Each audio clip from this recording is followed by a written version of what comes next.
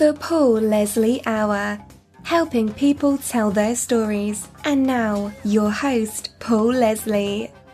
Hey, it's me. You're tuned into another episode of the Paul Leslie Hour. And first, I want to give a little shout out to all the people who are listening on CastBox. It's a very great way to listen. Anyone can check that out. It's castbox.fm. And on this episode, we're joined by Bonnie Montgomery. She's a classically trained opera singer, but also a singer-songwriter in the Americana country genre. She's traveled the world singing and performing, and even wrote a modern folk opera, Billy Blythe, written about the childhood of Arkansas Bill Clinton, who went on to be the 42nd President of the United States. Bonnie Montgomery is right here, and she's got a new album coming out entitled Forever. Thanks so much for joining us. Thank you for having me, Paul. So, where in the world are you right now? I am in Arkansas right now. In Arkansas? And that's where you're from? Yes. I was born and raised here in Arkansas, and it's kind of my home base when I'm in between places. So that's what I'm doing right now, preparing for the album release and tour in about 10 days.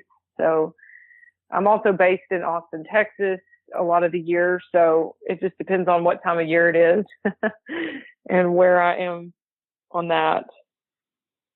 Well, tell us a little bit about Arkansas life. What's it like growing up in Arkansas? Well, when I was growing up in Arkansas, I feel like it was pretty different than it is now, but it was very slow paced. It was very Southern and community oriented.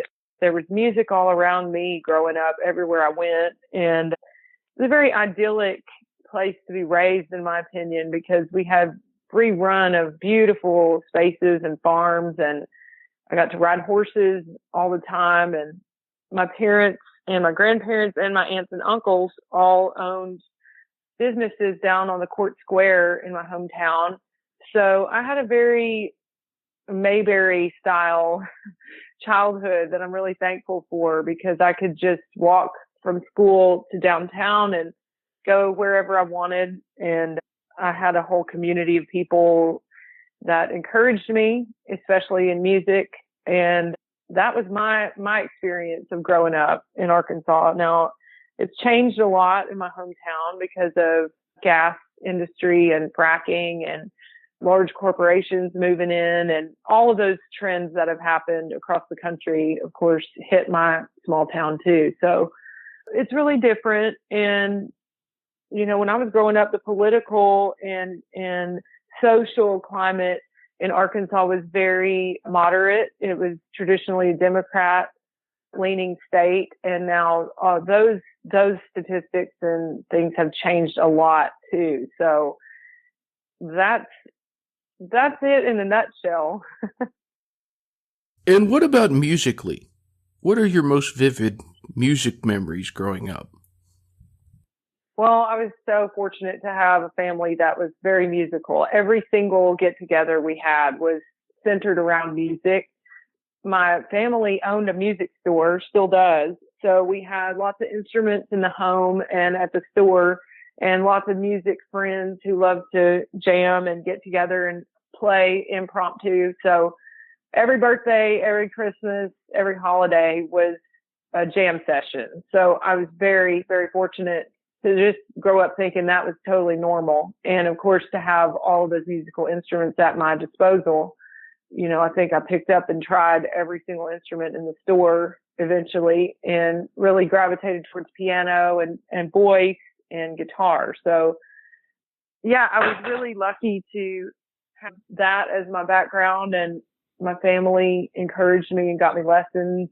And so I started to study formally and really took to that. And there was just music everywhere in my life. It was a major, major component of life. And I was lucky that my grandparents, who started the music business, believed that music brought people together, that it helped with community, it helped with people's spirits, and to bring people out of hard times and bring people together. And So it was really, really active musically. And of course, I was surrounded by the country, gospel, folk, bluegrass music that's just kind of naturally always in the background in a lot of places in the South. But I also had exposure to different genres like classical, and I was really lucky to have that too. And you're classically trained as an opera singer. What kind of inspired that? I was just moved by opera at a really young age. My first opera that I saw, I think I was 16, and it was at this sort of small state university in Beebe, Arkansas. I don't even know why I remember this location so well, that I remember seeing La Boheme. It was excerpts of La Boheme, and it was a traveling company that had come through and was doing it on this tiny stage in this little auditorium. And I was moved. I was just moved to tears. I had never seen anything like it and never seen anything so beautiful. I was just blown away. And I just started being really interested in other operas and what it was and what the trends were and the main composers and stuff. So it was sort of I nerded out big time. and I was already a big fan of symphonic and piano music, and then opera just kind of caught me after I saw that first performance of La Boheme. Do you have a favorite opera? Is it La Boheme? Oh man, I've seen so many now. I've seen operas all over the world, and I try to catch one every time I'm in a big city that has a good company. You know, I hate to say it, but La Boheme, I've seen it probably up to 10 times now at like the Met and the Vienna State Opera. And it's still, you know, it's, it's like the pop music of the classical world. Puccini is sort of looked down upon by the real intellectuals in the field, but I just love La Boheme. I don't know if I could choose really easily, but that one definitely stands out. And tell us about some of your favorite recordings, maybe in the genre that you're most associated with. In country music? Yeah, country. Some of my favorites. Well, I've talked a lot about Willie Nelson lately because his album Phases and Stages was a huge influence on this new album that we're putting out Forever, because it's a concept album, which in my opinion means that there's a concept that unites the whole album as a work together. So Phases and Stages is like that, and so is Forever, because it has a theme that recurs in different variations throughout. So Phases and Stages is a big album that I adore. Right now, I'm still hooked on Sturgill Simpson's Meta Modern Sounds in Country Music and his album before that, High Top Mountain. Those two speak to me a lot more than others. And Dale Watson albums, he's put out such a huge body of work. You know, there's several of his that I really love. And I'm just trying to think of what's on rotation right now in my vinyl collection. I love Roy Orbison. I have his box set, and I'm just really interested in lots of the classic country musicians. That's what I usually listen to when I get my choice of country music. But there are a lot of great singer-songwriters and outlaw country musicians out there. I got to share the bill with Dallas Moore recently, and I really dug into his music, and this guy named Richie Albright out of Texas, and Jason James is and I'm just a huge fan of Jason. And yeah, there's just so much great music coming out right now that it's kind of hard to narrow it down. But if I have my choice and I'm at home listening to vinyl, those are my top ones right now. What misconceptions do you think there are about country music? Misconceptions. Well, there's a huge misconception, I think, with the term country as it applies to the new country music that's been coming out of Nashville, I'd say for about the past 10 years. I don't identify with the commercialized music that's been at the top of the charts, that's on the major labels coming out of Nashville. I don't even think that it should have the privilege of being called country music. I think that country music is deeply beautiful, unique American tradition of storytelling.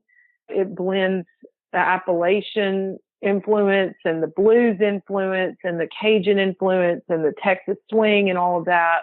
And I think a lot of this is what they've called country in the past 10 years or so, is pop music. It's, as one of my friends called it, bad rock bands with a violin, with a fiddle.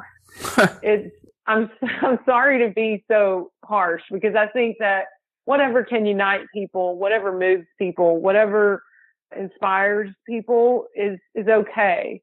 But to me, I'm just not okay with the term country music being put on this music that doesn't sound or look anything like the country music that I grew up with and that my people, going back for generations and generations, have played. So I think the common misconception there is that this new music coming out of Nashville that's very commercialized is even called country music. I'm really happy to be associated with the Ameripolitan Association, which celebrates roots music and real music by real people on the ground that's genuine and authentic. And there's categories within the Ameripolitan Association that are celebrated, and they give out awards. And I was lucky enough to be awarded the Outlaw Female Artist of 2016, and that was a huge honor. So they honor outlaw music, Western swing, honky tonk, and there's one other, rockabilly. So those kind of organizations that are grassroots, that are celebrating the hard-working musicians that are trying to keep our traditions going and keep music alive in daily life. I think that's where my heart is. And I think the misconception is when it's not that way, and it's a very commercial, profit-driven, product, consumer-driven thing that they call country. So there you go. That's my soapbox right there. So I want to turn the attention to this album, Forever. First of all, what a great cover. That does count for something. It really catches your eye. But I appreciate that. Thank you. Tell us about the album. That's a photographer out of Austin. And her name is Michelle Wagner. I've got to give her props because she's awesome. And was the picture taken in Austin? No, that picture was taken out in far west Texas, in between Alpine and Marfa, on a stretch of highway out there. We went out there to do the shoot because it's so beautiful. So beautiful out there. A lot of movies have been shot out there. It's just a very picturesque location. Well, tell us some more about the album. Well, this album was cut all together in one room in Austin at Dale Watson's studios, the Ameripolitan Studios. The players on this album are my Austin-based band. I have one player that was an Arkansas player that I've been playing with for years. His name is Jeffrey Robson. He's a fiddle or violin player on the album, but the rest of them were all Austin based, and we cut it in a way that I had never actually cut an album, which was really, really fast. I think we laid down all the band tracks in 2 or 3 days, all in one room. And then I went back and did a few overdubs and did some mixing, and then it was done. The location of the studio was a big inspiration, I think, because it was in Austin. It was sunny and warm, and there was a lot of space outside the studio to sit and be inspired and relax. So that was an awesome thing. And yeah, we had been playing these songs out for a little bit. Some of them were brand new, never been played out when we recorded them in the studio, but a lot of them we'd played out for a while. Some of them we've been playing for a couple years out on the road. So it was really fun to get in the studio and incorporate all those songs into one big body of work. That was my goal. That was all of our goals, was to make this a cohesive piece of art that you hopefully could listen to all in one sitting. So it was fun to take the song Forever, which is the title track, and kind of break it up and make different variations and instrumentation and put it throughout the album, sort of as recurring theme, that ties everything together. So it was just a whole lot of fun cutting this album. Everything about it has been very serendipitous and lots of weird synchronicity and beautiful coincidence that's gone into the whole process. And my bandmates are not only virtuosos on their instruments, but they're thinkers and dreamers and philosophers. And, we just had such a good time really digging in to make this a true work of art. And I feel like you can hear that when you listen to it. You can hear everybody's passion. So that's a little bit about the album.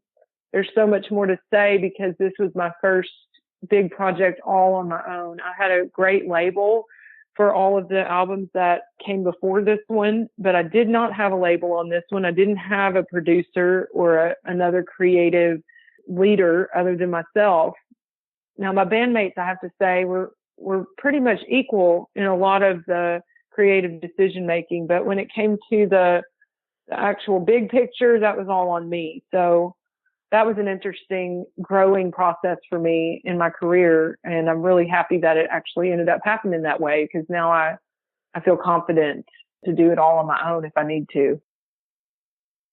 I don't ask singers, songwriters, recording artists what their favorite song from an album is, because you almost always get the same answer. But I would ask you this. If you could pick a song, and don't tell us what it is, if you could pick a song from the album to represent the album, like you only had one to present, what would that album be? And tell me when you have it in your mind. Okay, let me think on it for just a second. That represents the entire album? What you mean, that represents or... Not necessarily that. It could be that, but that you would most want to present. Okay. Okay? Okay. All right. Okay. Now, there's got to be a line from that song that you particularly like. Right. Okay. Yeah. Can you sing that line for us? Oh, that's fun. Let's see.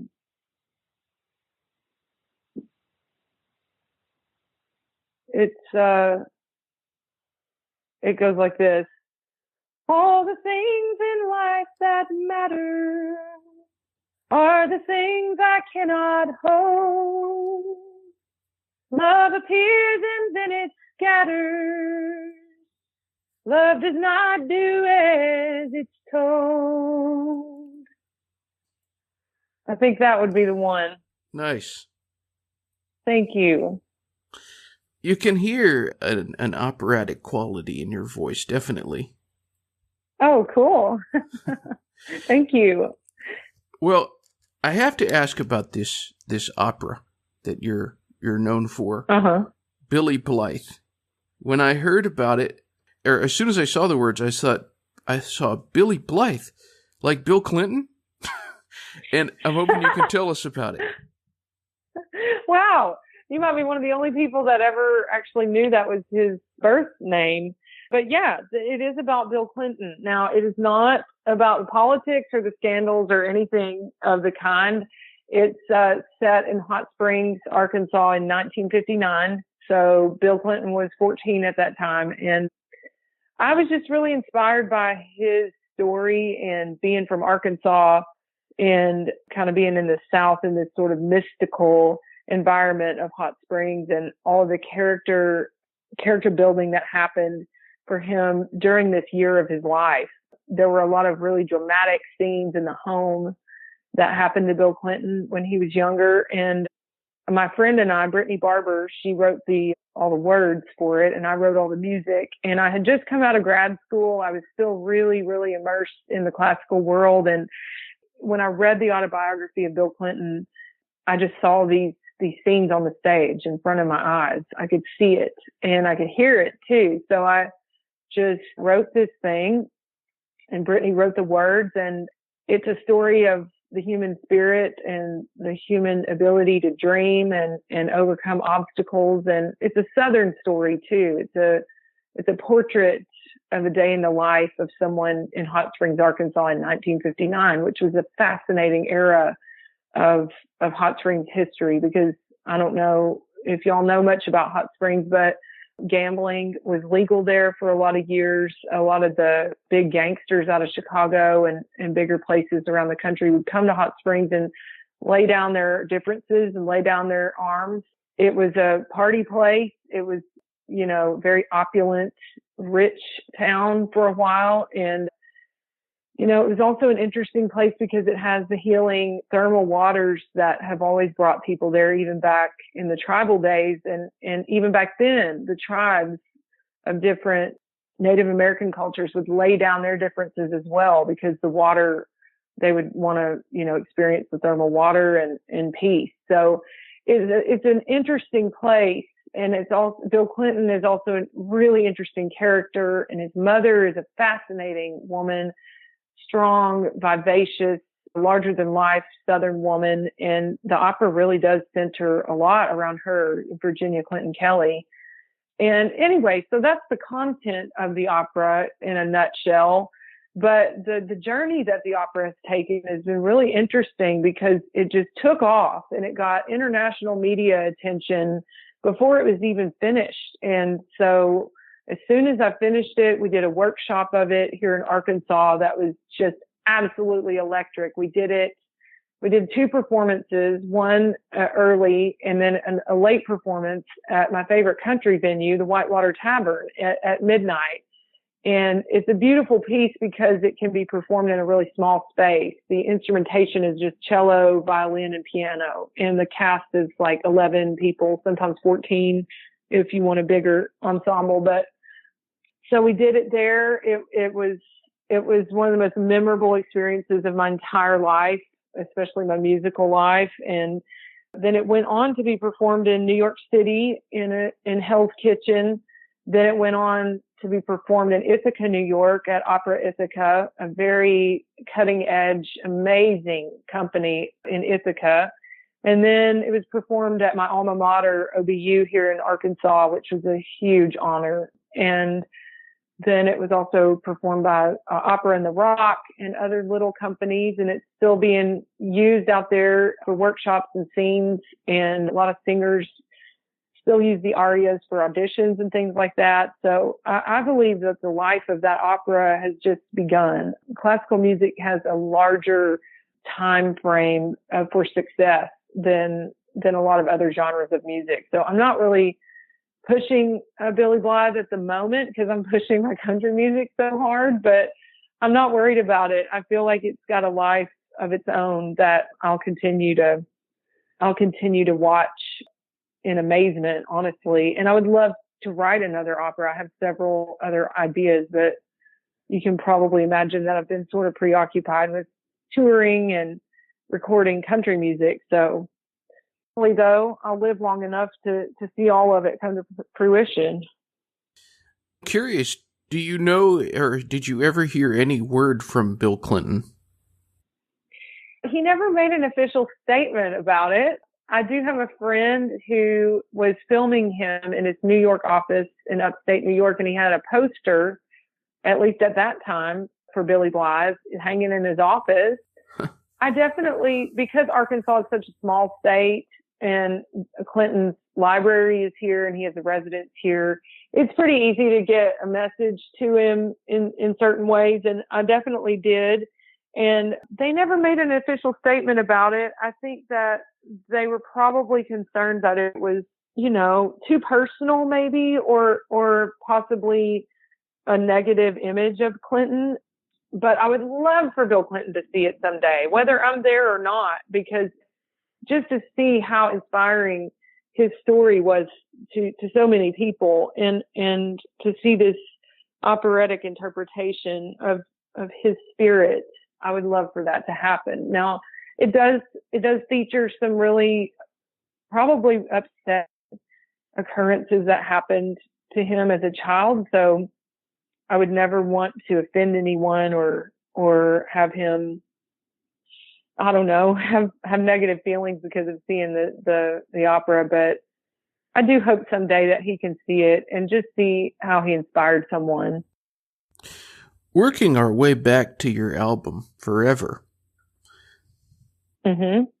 When someone listens to this album, what is it you want them to get from that experience?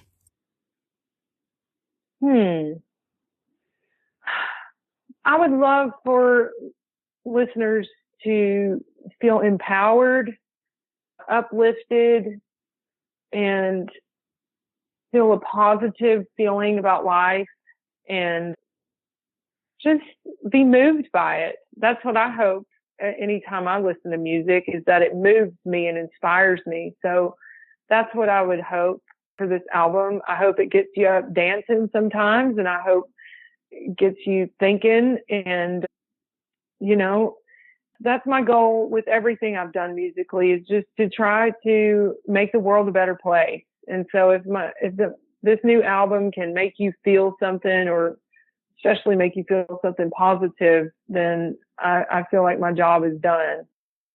On the note of positive, what is the best thing about being Bonnie Montgomery? Oh, wow. The best thing? I'm a Leo woman. There's a lot of great things about my life, so it's hard to narrow them down. The best thing, I think, you know, off the cuff, I think the best thing that about my life is that I truly value every single day of life. And I know that it's not a permanent thing, and that it's fragile, and we get one shot, you know, at this life. And I think because of a lot of things I've been through, I'm just going to be honest and say I've had a lot of near-death experiences in my life, a lot more than other people that you can't really compare those kind of things, but I've had some major experiences that made me very physically, viscerally aware of the mortality that we all have, and the beauty of this life, and how amazing it is, and how wonderful and complex it can be. So I think that would probably be the best thing I've got going, is that's something within me that I could never change. That's part of me every day when I wake up. I realize that, you know, we're only here for a while, and hopefully it's a beautiful journey. Anyone out there can visit the website for more information. It's BonnieMontgomeryMusic.com. Thank you so much for spending time with us. Yes, thank you for having me. My pleasure. All right, well, thank you very much, and until next time. Thank you, and I just want to say thanks so much for the Pete Seeger interview and the Pig Robbins. I just enjoyed those so much, and everything that you do, so appreciate it. You're very kind. Thank you very much. Yeah. All right. Thank you. Okay. Thank you. You made me smile. All righty. Okay, have a good day. Bye. The Paul Leslie Hour is hosted, produced, and written by Paul Leslie for Lifestyles Entertainment. For information, visit thepaulleslie.com. Thank you for being with us. Until next time.